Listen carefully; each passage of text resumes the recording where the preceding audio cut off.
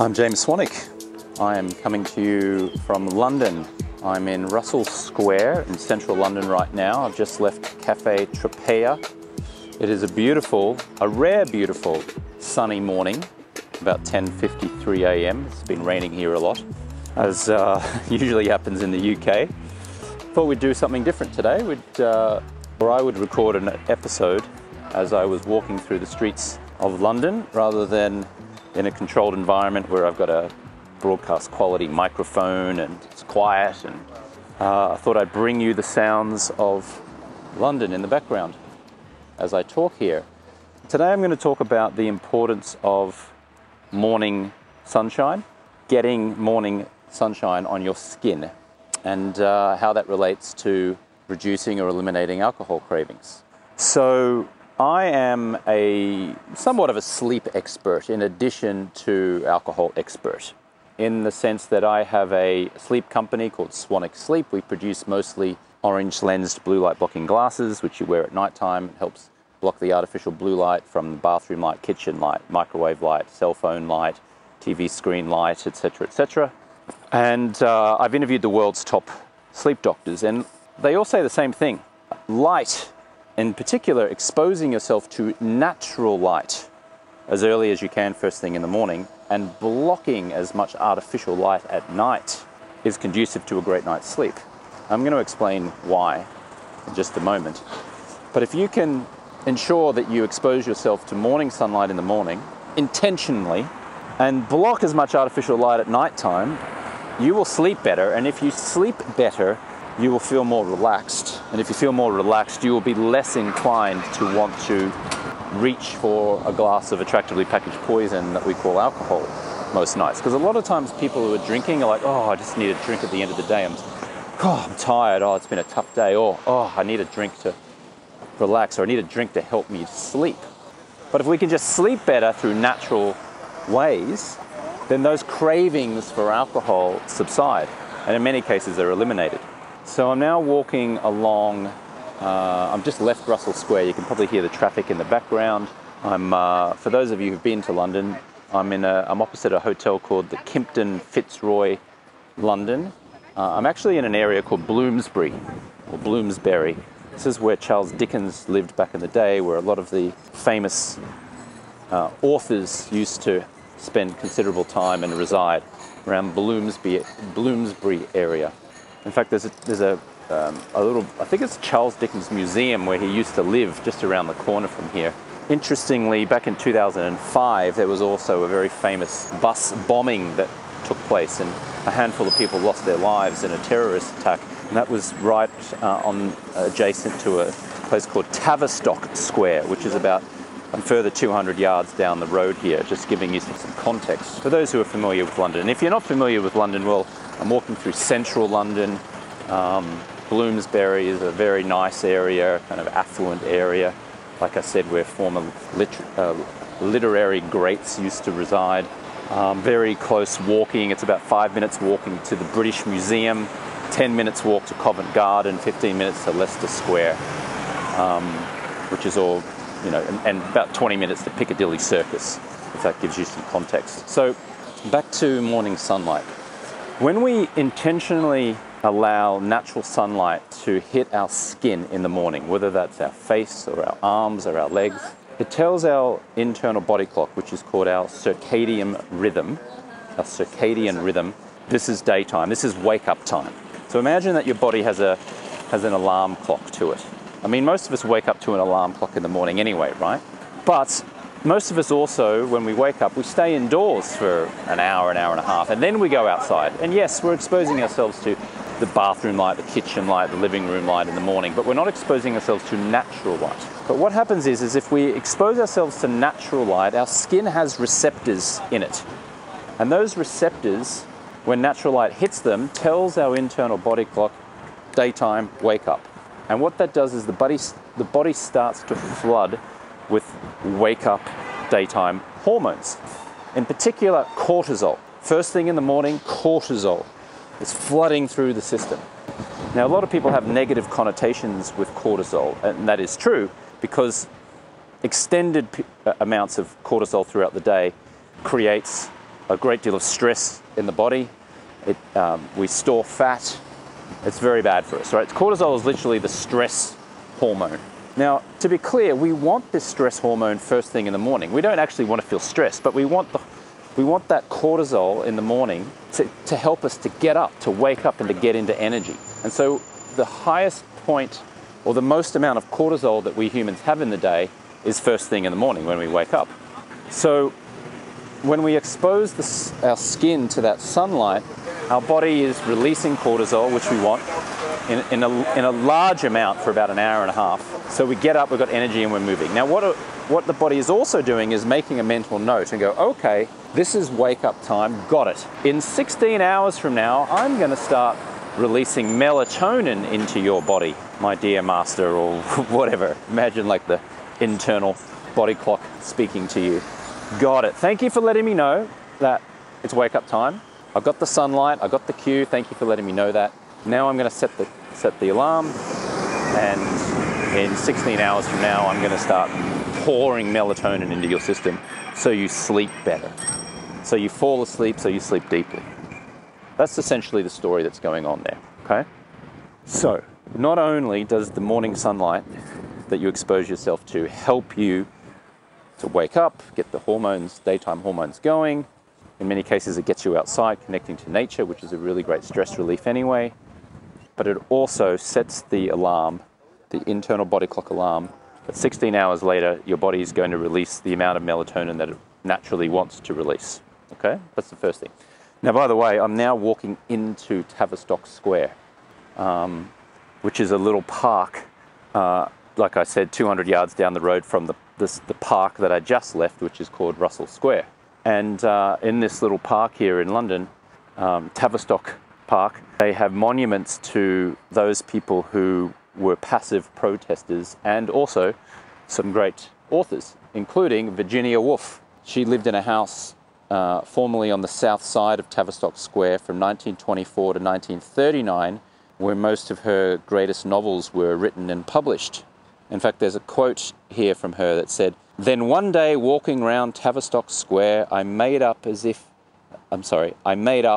I sometimes make up my books, to the lighthouse in a great, apparently involuntary rush." I'm sorry, I butchered that a little bit. If you think I'm very impressive because I remember this quote, you're mistaken. I'm literally just reading from the plaque on the Virginia Woolf monument right here in Tavistock Square. I'm sorry. I'm looking at her sculpture. It shows here that she was born in 1882 and she died in 1941. Oh, she was quite young, wasn't she? What's that? 41 plus 18. She was barely 60. All right, I'll continue the walk around here. So returning to our conversation. Now we fast forward 16 hours from the wake-up time. The body now naturally wants to start flooding with melatonin, which helps us sleep. Okay? So in a natural state, in a perfect world, we're not drinking alcohol, we've gone through our day, and now it's nighttime, and the melatonin faucet starts to open up on cue. So we've got a 16-hour awake cycle and an 8-hour sleep cycle. But here's the problem. Because we're waking up in the morning not exposing ourselves to morning sunlight, our body's unsure. Is it wake-up time? Is it not? I mean, yes, you've woken up, you're getting up, but you're staying indoors, not exposing yourself to natural sunlight. And so now the body is going, well, I'm not sure. Is it daytime? Is it not daytime? So the body is unsure. And so when it actually turns on the melatonin faucet later on the night, might not be 16 hours later. It might be 18 hours later, or 19 hours later after you woke up. And so the circadian rhythm's unsure. It's out of whack. It's not systemized. It doesn't quite understand what's going on. Most people in the modern world who are unaware of this will stay inside, make themselves some breakfast, pour themselves a coffee, get ready, and then go outside. But that might be 90 minutes after, 2 hours after they've woken up. So what I invite you to do is to experiment with, when you wake up in the morning, go outside, expose your skin to natural light, which will then trigger the melatonin faucet later on at night, which in an ideal world will help you to fall asleep quicker, sleep deeper, wake up feeling more refreshed. Okay? Now, what I'm about to say now about blocking blue light at night may sound like an advertisement for my company's blue light blocking glasses. And I guess you could say it is, but that's not the intention of this episode. What I will say is this: blocking as much artificial light at night as you possibly can with a pair of quality blue light blocking glasses, wearing the glasses about 45 minutes, an hour, 30 minutes before you go to sleep, brushing your teeth with the glasses on, getting into bed with the glasses on, turning off the bedside lamp or turning off the last light, and then removing the glasses and then rolling over and going to sleep, that will noticeably improve your sleep. I'm confident that will happen. To be clear, you don't wear the blue blockers to sleep. You wear the blue blockers in the last hour before you go to sleep, you remove them, and then the benefits of that show up in a better night's sleep. Hey, James here. Just a short interruption to share with you some of the results that folks have been getting inside of our 90-day stop drinking process. This is Jessica Gaines-Jarbo from Kentucky. She says, I've now got joy, focus, presence, clarity. This is Glenn Granger from Massachusetts. I'm more patient. This is Jenny Unglis from Northern Ireland. I discovered strength I didn't know I had. This is Doug Rice from Texas. I have unbelievable clarity. This is George Bird from New York. I'm calmer. And this is Russell Belcher from Australia. My health has improved. I've lost 20 pounds, says John Keltner in California. If you would like to create these type of results, then you are welcome to apply to be part of our 90-day stop drinking process, which is called Project 90. The link is in the show notes. You can go to alcoholfreelifestyle.com/Project 90. Back to the show. Now, what the blue blockers do with an orange lens is that it blocks the blue light from the microwave light, the kitchen light, the reading light, the bathroom light, the cell phone light, the reading lamp light. People mistakenly think that the blue light damage is just from a cell phone or a TV screen or an iPad. No. Think about all of the artificial light that you use at night. I just mentioned many of them: microwave light, kitchen light, refrigerator, bathroom light. People also mistakenly think that if they just wear a pair of any blue blockers with a clear lens, for example, that will help them to sleep better. No. In the physical universe that we currently occupy, it is impossible to block as much of the blue light responsible for messing with your melatonin production with a pair of clear lensed blue blockers. You must have a pair of orange lensed blue blockers, because only an orange lens can block enough of the artificial blue light that messes with your sleep. Why would you then wear a pair of clear lens blue blockers? Well, you would wear a pair of clear lens blue blockers during the daytime when you're using your computer, because what it will do is it will filter the blue light. It will block some of the blue light. Some of it will keep you clear and energized. Certainly not foggy and not irritable, which is what happens when you stare into a screen for so long, especially so close to a computer. So the truth is, those clear lens blue blockers should probably be called clear lensed blue filtering glasses. And to be clear, we want to be alert during the daytime, right? We want to be energized. We don't want to sleep, which is why a clear lens pair of glasses which filter some of the blue light but don't block all of it entirely is advantageous for us, okay? So to be clear, clear lensed blue blockers daytime use, orange lensed blue blockers nighttime use. You want to switch over. Not all blue blockers are created equal.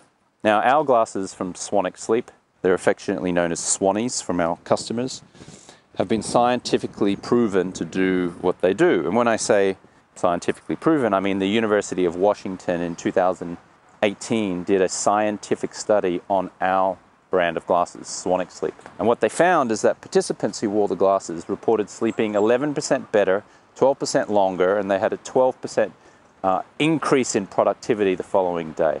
You're welcome to study these results. You can go to swanwicksleep.com. And there's a link there where you can actually look at the study. But if you just Google Swanwick Sleep, S-W-A-N-W-I-C-K, Swanwick Sleep, University of Washington, Professor Christopher Barnes, who wrote the paper, who oversaw it, you can see all of the study results there. Not all blue blockers are created equal. There are many, many, many different brands of blue blockers from you to choose from. I cannot speak to how effective they are or are not, because I'm not wasting my time going and putting a whole bunch of competitors' glasses into a spectrometer and trying to prove that they work or they don't work. What I will say is this: I did do that about 4 years ago, and we studied 12 competitors, and 11 of the 12 did not block enough of the blue light for your sleep. And again, you can go to swanwicksleep.com and you can see what we found. I've given up checking competitors at this point. All I can say with absolute assurance is that our glasses do what they say they do. You can find considerably cheaper brands on the internet. You can go to Amazon and just type in blue blockers and you'll find glasses made in China, sold from China, that are like $10, $12, $15. If that's what you want to do, go for it. I can't guarantee that they'll work. They may work, I can't guarantee. We are more expensive. We're not the most expensive. We're probably towards more expensive. But that's because we've rigorously tested them. We've had a university study behind them. They do what they're supposed to do. And professional sporting teams seem to agree, because Tottenham Hotspur, English soccer club, Manchester United, their players are now wearing our brand of glasses, because the sports scientists at those organizations know that a great night's sleep is imperative for their star athletes, because that equates to amazing on-field performance. Likewise, our glasses are worn by the Minnesota Vikings in the NFL, the players at the Denver Broncos, the New York Knicks basketball team, the New Orleans Saints players, all of those NFL organizations and NBA organizations that I just mentioned, they have all invested in dozens and dozens of pairs of our glasses, and they, I wouldn't say make their players wear them, but they request that their players wear these blue light blocking glasses from Swannies to block all of that artificial light at night. So just to go back to the main point here, and to tie this into alcohol, if you expose yourself to sunlight in the morning and block as much artificial light at night, you will sleep better. And when you sleep better, you're less stressed, less irritable. When you're less stressed and less irritable, you have less cravings for something to relieve you of that stress and anxiety, like alcohol. So if your goal is to reduce or stop drinking and to improve your sleep, when you wake up in the morning, intentionally expose yourself to sunlight and intentionally block as much artificial blue light at night as possible. Do the apps on the phone work, where it's called screen time or whatever it's called, a flux, etc., where it reduces the blue light exposure on your phone? Yeah, they work. Give you about a 3 out of 10 protection. But it does nothing to block the blue light from your reading light, bathroom light, shower light, kitchen light, etc., etc. So yes, you can use those settings on your phones, but just know the moment that you look up from your phone and brush your teeth and the bathroom light's on, your body and brain is going, wait, hang on, it's still daytime? Oh, okay, I'm not going to turn on the melatonin faucet as much. So you're depriving yourself of the amount of melatonin that the body wants to be flooded with, and therefore compromising your sleep. I've just done a full walking tour of Tavistock Hotel. Oh, it's Tavistock Square, I should say. You can probably hear the birds chirping in the background. So I hope that this was educational and helpful. Like I said, if you'd like to look at the studies, you can go to swanicsleep.com. You can always type in Swanic Sleep or Swannies Blue Blockers into Amazon as well. I'll just leave you with a little review of Tavistock Square here. It says, "The square is in Bloomsbury, the medical and academic quarter of London, with its historical architecture, noteworthy monuments, special literary interests, and international peace associations. Once part of the estate of the Dukes of Bedford and owned by them for over 340 years, the council now holds the freehold of the gardens as trustees pursuant to the Open Spaces Act of 1906. Let me see if I can find something more interesting here. Charles Dickens lived at Tavistock House, his last residence in London, before he finally left for Gad's Hill in Kent.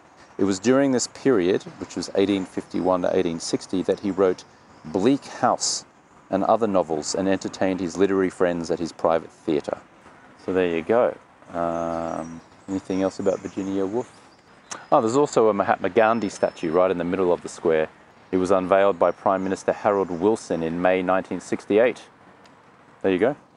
There's a little monument there to Gandhi. All right, I'm going to leave Tavistock Square, continue on with my walk around the streets of London here. I hope this was helpful. As always, please do share this episode with someone who you feel may benefit. If you'd like to leave a review or subscribe so you get up-to-date tips on sleep and alcohol and personal development, please do. Thanks for listening. Catch you on the next one.